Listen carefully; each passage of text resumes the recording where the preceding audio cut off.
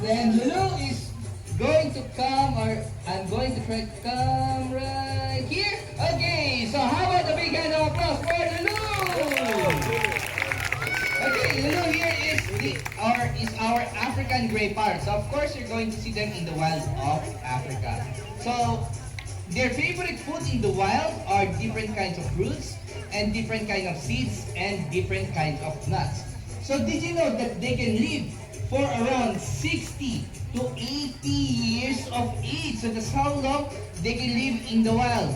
So of course, if you're going to notice in the wild, sometimes they are on the ground. You're going to see them on the ground. So they're eating a newly shoot or baby grass. And sometimes you're going to see them in the mud or dry mud because they're eating the calcium there. So just like their relatives in South America, like the macaws or the the Amazon parrot, they're always on the cliff. Dry cliff or dry mud in the cliff, they're eating those minerals on the cliff. So like I told you, in South America, they're on the cliff.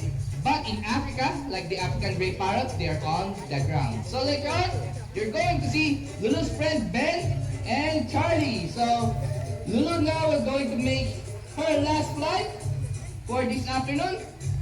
Okay, there you go. So how about the big hand of applause for Lulu? And Lulu still wants to fly. And fly over there. And let's see if Lulu is coming right here. Okay, anyway, she went there. Lulu, okay, Lulu, come here. You came back. Okay, let's repeat it one more time. Once again, let's give a big hand of applause for Lulu.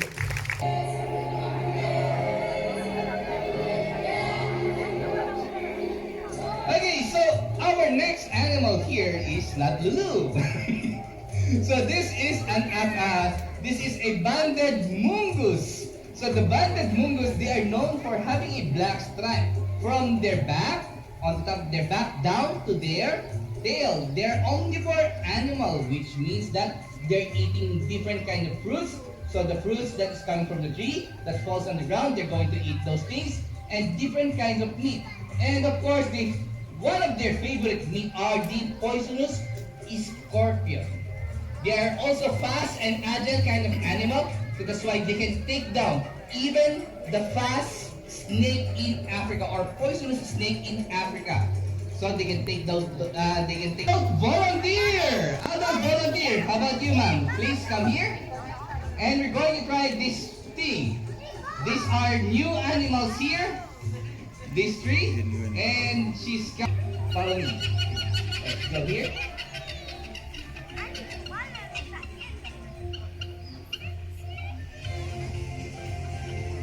Okay, so we have our two helmeted guinea fowls.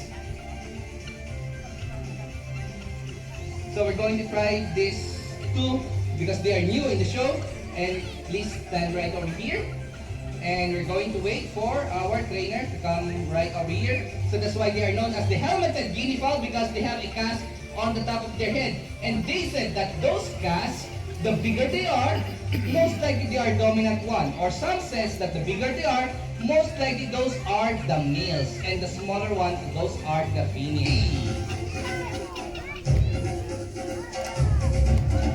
So there goes Charlie, and we have Ben. So we're going to wait for Ben to come outside. There goes Ben. So how about Ben? Ben, can you come?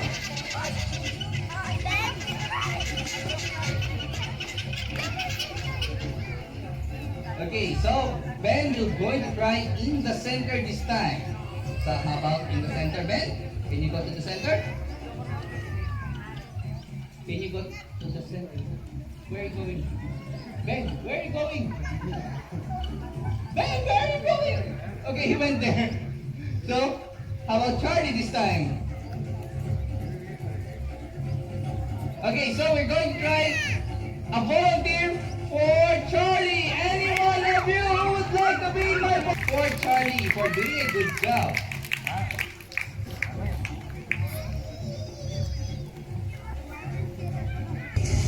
And we're going to try go